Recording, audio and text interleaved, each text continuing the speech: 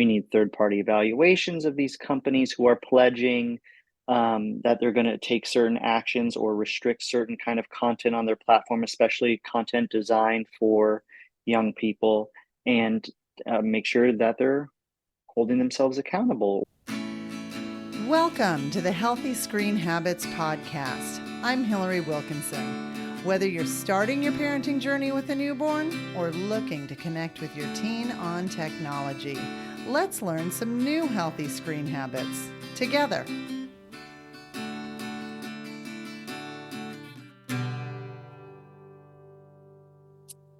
The use of screens and exposure to what is on them seems to be synonymous with growing up today. And we know that what kids see on screens or the content they consume can have effects on offline living. And this is where my guest today comes in. As an associate professor at the Rutgers School of Public Health and at Rutgers Robert Wood Johnson Medical School, he is also a core member of the Institute for Nicotine and Tobacco Studies. His research shows the different ways that corporations influence adolescent health, with current projects focused on identifying sources of exposure to tobacco marketing among adolescents and young adults. Welcome to Healthy Screen Habits, Dr. Jon-Patrick Allem. Hi, Hillary. Thank you for having me. So, John, your research lies in this sort of convergence between the world of big tobacco marketing and big tech. And this is like the Bermuda Triangle. These are really tricky waters to swim in. And so I was kind of wondering, I mean, what brings a brave soul like you to this zone? What brought you to study this combination of tobacco use and screens? Yeah, I think a big part of it is the time frame in which I was developing skills as a scientist. So the time I was going through graduate school coincided with, the years of from 2004 to 2022, this period of time where e-cigarettes and social media both grew in popularity among youth. In other words, like the emergence of youth-friendly tobacco products like e-cigarettes and the concurrent rise in the popularity of social media among youth over the past decade probably helps explain why I look at the combo of tobacco use and screens.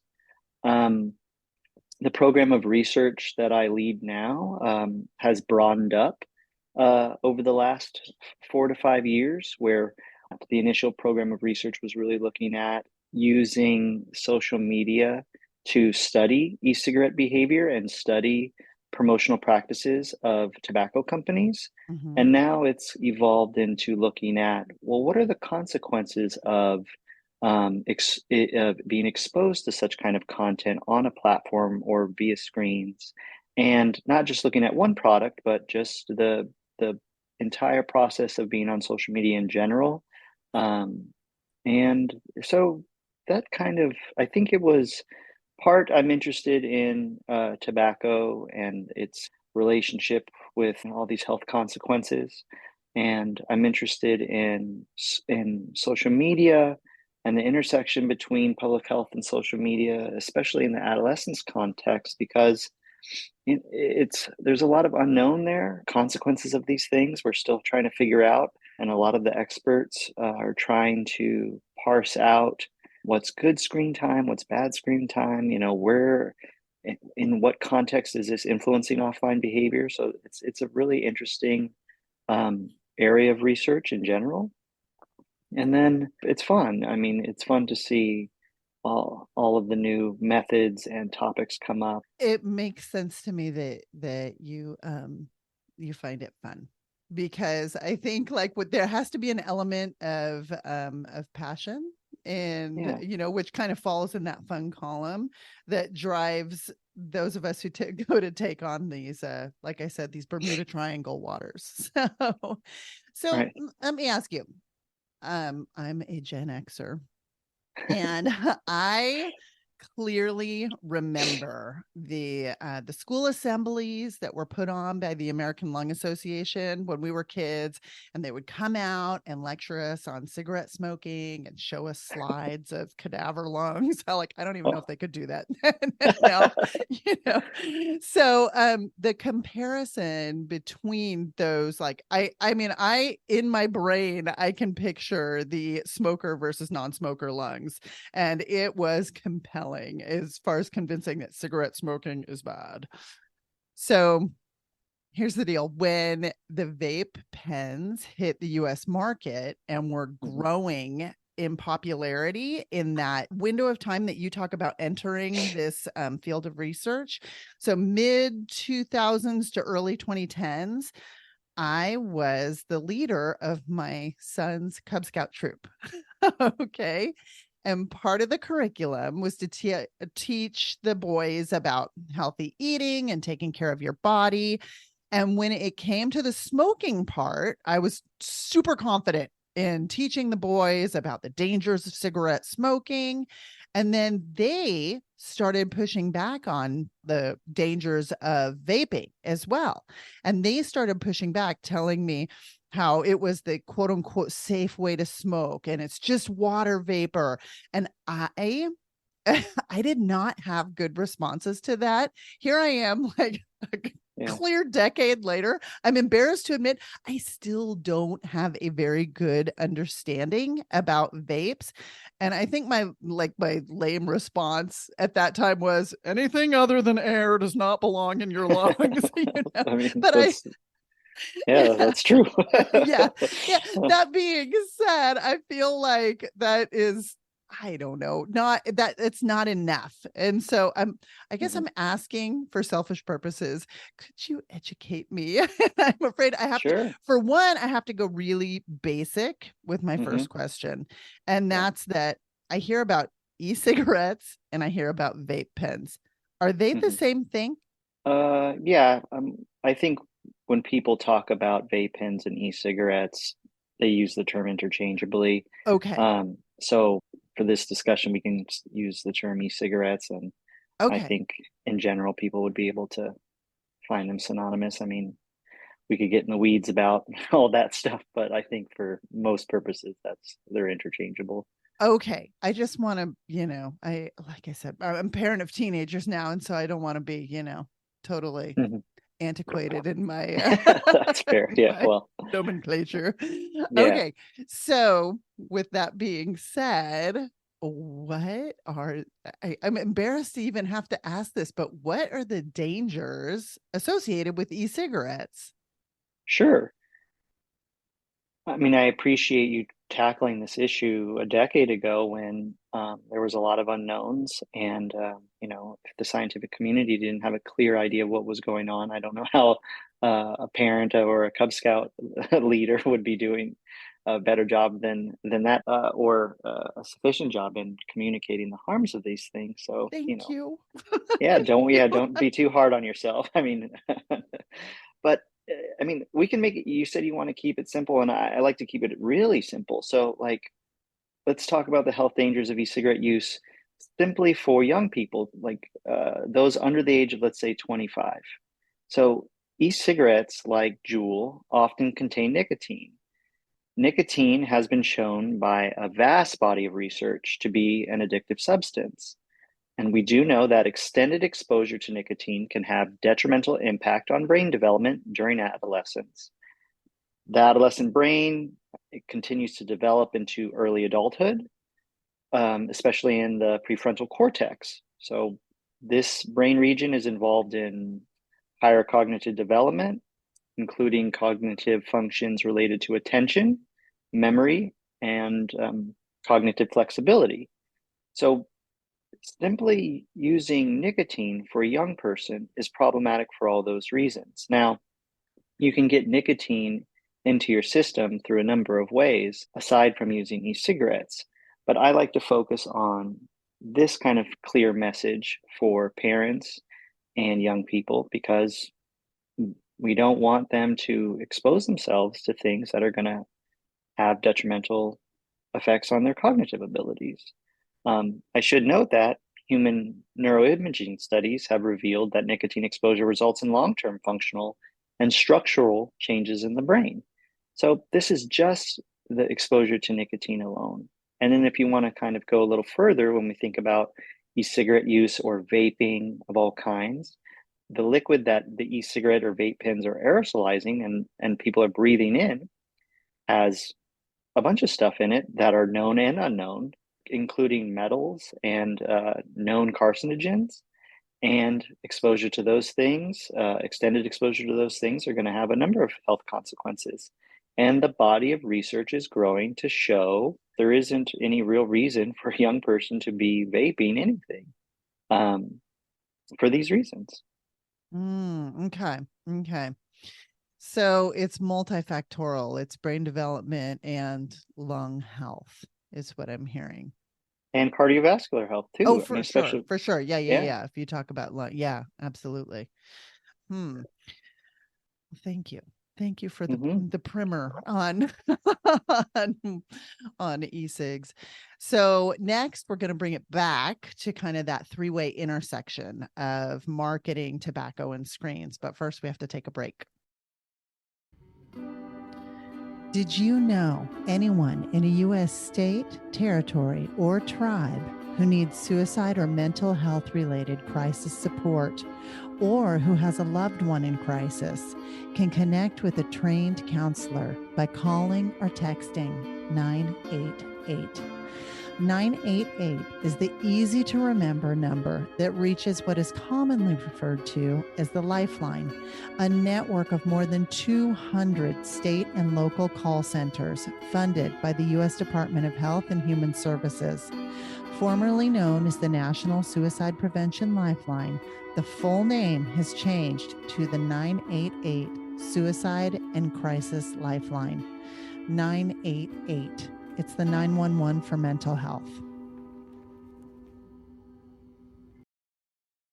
I'm speaking with Jon-Patrick Allem, whose research shows the different ways that corporations influence adolescent health. His current projects are focused on identifying sources of exposure to tobacco marketing among adolescents and young adults. And this is where the interplay of screens and tobacco kind of comes in. So, in prepping for this episode, I did a little research and thought it was interesting. The last televised cigarette ad in the U.S. ran on New Year's Day of January 1971. But the relationship between tobacco and the entertainment industry did not end there.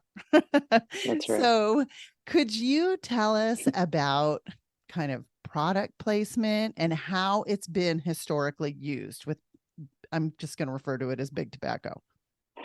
Yeah, so that's a great reference. Uh, as a result of the master settlement agreement, the big tobacco companies stopped advertising on television, and I was under the assumption that the last tobacco ad ran not on New Year's Day, but at 11:58 New Year's Eve the year prior, because it was supposed You to be outlawed by the next day. But Yeah, no, yeah, they so said the article I read said that they allowed cigarette advertising through the football games of New okay, Year's Day. So well, the last ad actually ran at 11:50 on the Carson show of okay, of January 1st. And then okay. January 2nd it started. Oh, all right. That's interesting. Yeah, so when we think about tobacco products, and we've been talking kind of what's going on in the last decade. So, combustible cigarettes were the dominant tobacco product during this time, and prior to the Master Settlement Agreement, they advertised on billboards, on magazines, TV, movies, etc. But then the Master Settlement Agreement, which was an agreement between a number of attorney generals, state attorney generals, and the tobacco industry, or several companies that are from the tobacco industry, said, we're going to stop doing certain types of marketing to prevent youth uptake and pro tobacco images among non users of tobacco. So, that was a few decades ago. So it did not include products that did not exist, like electronic cigarettes and other kind of novel tobacco products that are used today. So when we think about, this intersection of um, pro tobacco exposure, pro e-cigarette exposure among kids and screens, we look at promotional practices on social media. And it's interesting because the world of marketing and advertising has changed a lot, especially in the last 10 years, with paid ads, with social influencers, or those with, growing number of followers who are looking for authentic reviews of products of all kinds, especially or including tobacco. So it's become a more complicated space, and without clear regulations and or enforcement of existing regulations, young people can go online or watch TV or films or stream and get exposed to a lot of pro e-cigarette content. So we've tackled this issue in a number of ways. Most recently, we looked at Netflix. So this is a good example, I think, for a lot of parents out there with kids. A lot of them stream or have subscriptions to streaming services. Netflix is one of the bigger players in this space. So Netflix pledged in 2017 that it would no longer include visual depictions of smoking or e-cigarette use except for reasons of historical or factual accuracy in original TV shows rated TV 14 or below, or original films rated PG 13 or below. And we did a study of Netflix produced content a year or two ago that was basically looking at e-cigarette exposure, e-cigarette references, or e-cigarette imagery of all kinds in Netflix produced content.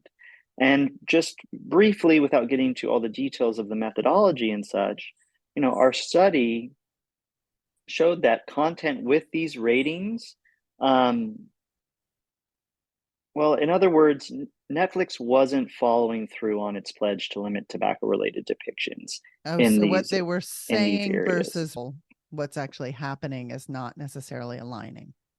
Yes. So the kind of the consequence of that is that, we need third-party evaluations of these companies who are pledging that they're going to take certain actions or restrict certain kind of content on their platform, especially content designed for young people, and make sure that they're holding themselves accountable, or maybe they're not going to be able to self-regulate, and government needs to step in and kind of take action, especially if they are not being forthright with parents or who are oftentimes signing their kids up and setting the requirements for what they can and cannot see.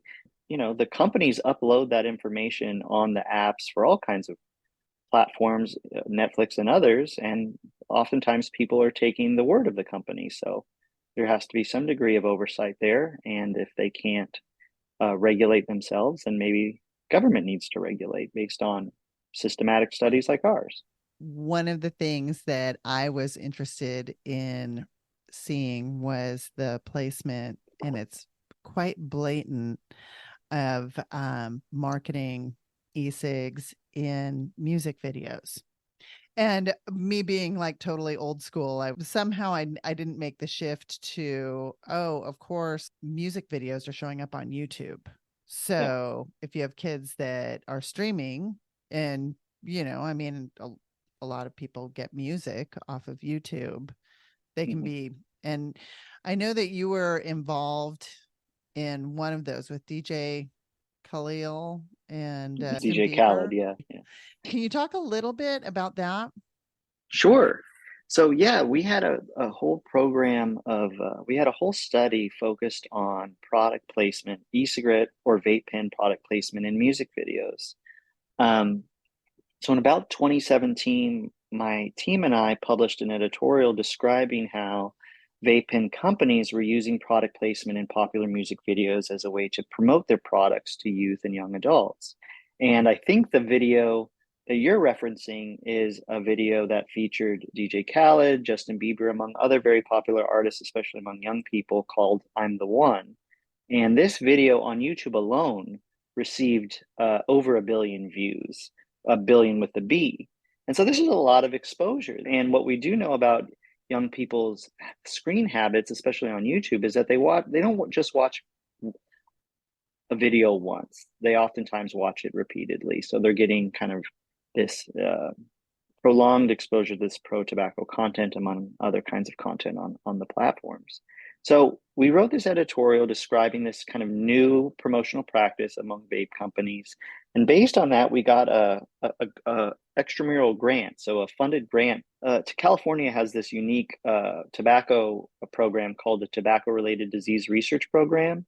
And they help fund scientists to do studies that try to curb tobacco-related diseases. So we got one of these grants to study the impact of vape pen product placement in music videos among young adults, 18 to 24 years of age in California.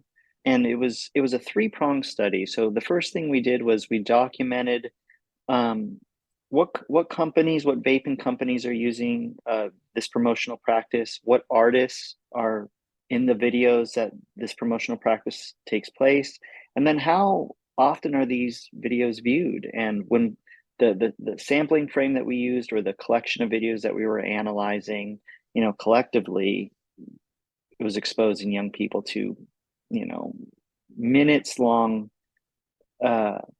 content of pro tobacco use, pro vape pen, and with billions of views within a relatively short period of time. We talked about young people using nicotine and how that's problematic for cognitive development. And so the city attorney of Los Angeles in around 2019 was also very much interested in curbing this promotional practice, meaning product placement in music videos that are targeted towards young people, many young people that are under the tobacco purchasing age, so those under 21 years of age.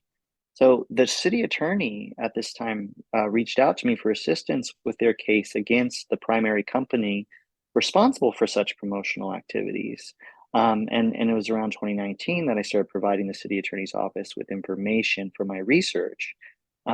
So keep in mind, at the time I was a professor at the Keck School of Medicine of USC. It's situated in Los Angeles. The city attorney of Los Angeles was also focused on this. And while this is kind of at the local level, it has broader implications because it's Los Angeles.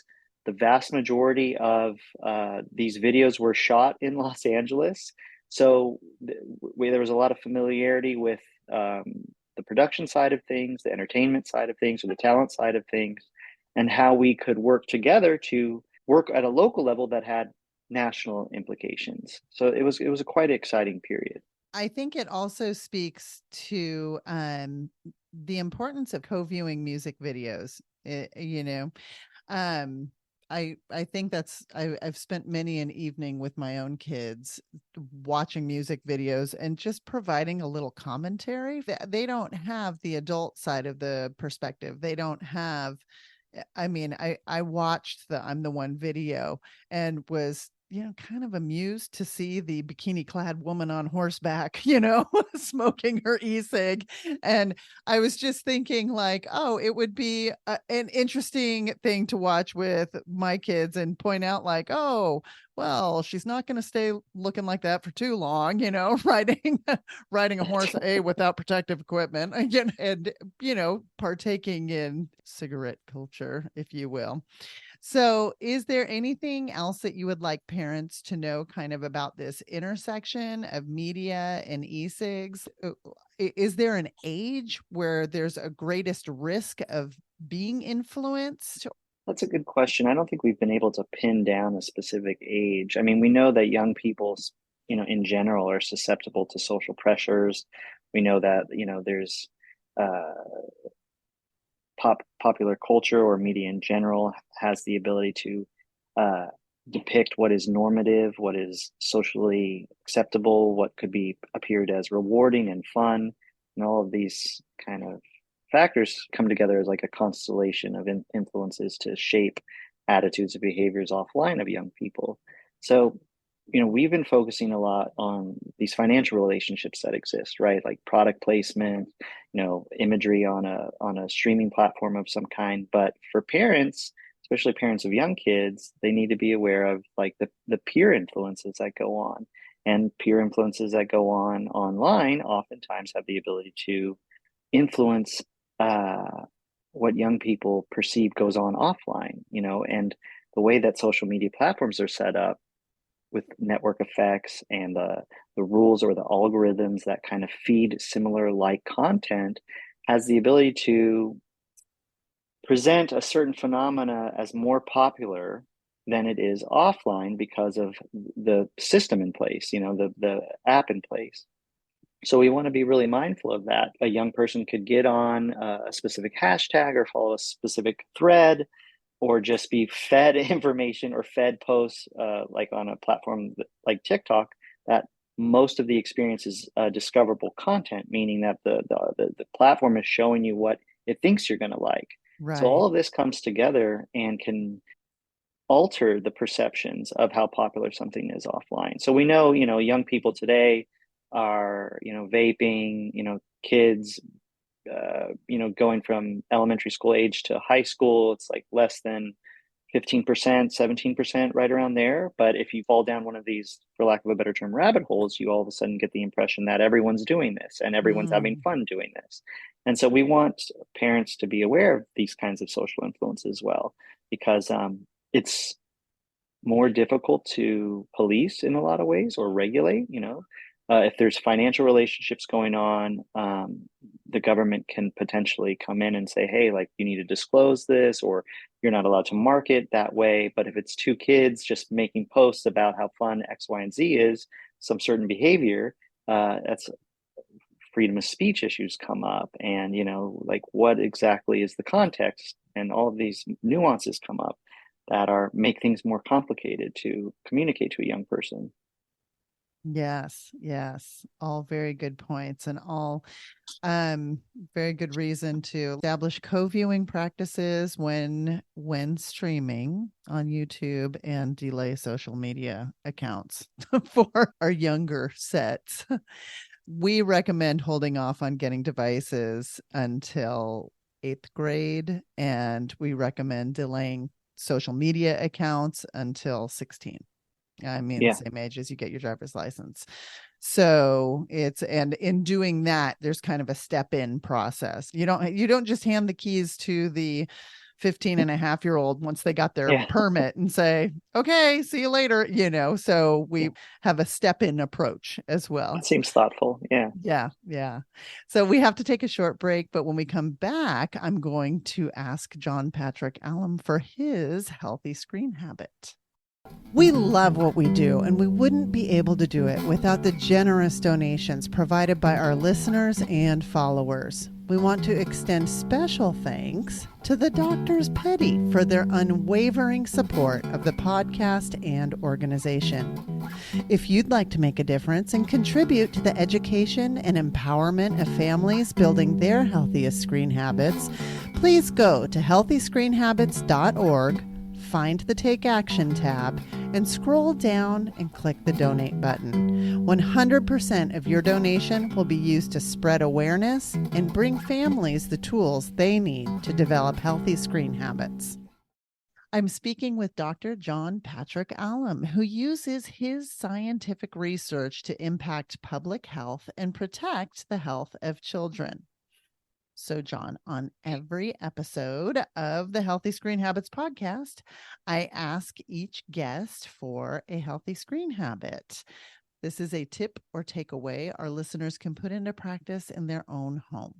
Do you have one? I think being a good role model with devices, smartphones or tablets or, what you're on, if you if you don't want your kid to be on these things constantly, then you probably should model that behavior as well, because depending on where your kid is on the developmental path, they're they're looking to you. They're looking to you for cues, and they're gonna it's parental modeling. They look to see what you're doing and what you're focused on and how you spend your time, and that impacts them a lot, until they start to rebel, of course, right? But I think if you demonstrate good habits, meaning that if you are not on your phone all the time, or if you have a break in whatever the activity is, you don't immediately pull out your phone to kind of fill in that space with screen time. I think that will signal to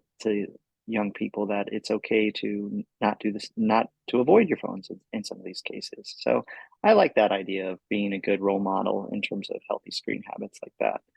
It's pretty simple. I think it doesn't require a lot of money or expertise or anything. It's just, avoid picking up your phone at every instance, and just trying to be there in that space without the screens for periods of time, if that's workable. Yeah, and it will promote connection, connection and conversation, which is a big insulator against loneliness, which, as we know, Yeah, is a huge issue in today's youth. yeah, So, I agree. as always, you can find a complete transcript of this show and a link to any resources discussed by visiting the show notes for this episode. You do this by going to healthyscreenhabits.org, click the podcast button, and scroll to find this episode. So, Jon, thank you for all that you do in the ongoing pushback against big tobacco marketing and screens. You've like taken on the trifecta there. It's a huge job, so important, and I'm really, really grateful that you were here today to be able to talk to us about it. Well, I greatly appreciate the opportunity to talk to your audience, and thank you, Hillary, for having me. It was a pleasurable experience. For more information, you can find us on Instagram and Facebook at Healthy Screen Habits. Make sure to visit our website, healthyscreenhabits.org, where you can subscribe to the show on Apple Podcasts or via RSS, so you'll never miss an episode. It's free, it's fun, and you get a healthy new screen habit each week. While you're at it, if you found value in this show, we'd appreciate you giving us a quick rating. It really does help other people find us and spread the word of healthy screen habits. Or if you'd simply like to tell a friend, we'd love that too. I so appreciate you spending your time with me this week, and I look forward to learning more healthy habits together.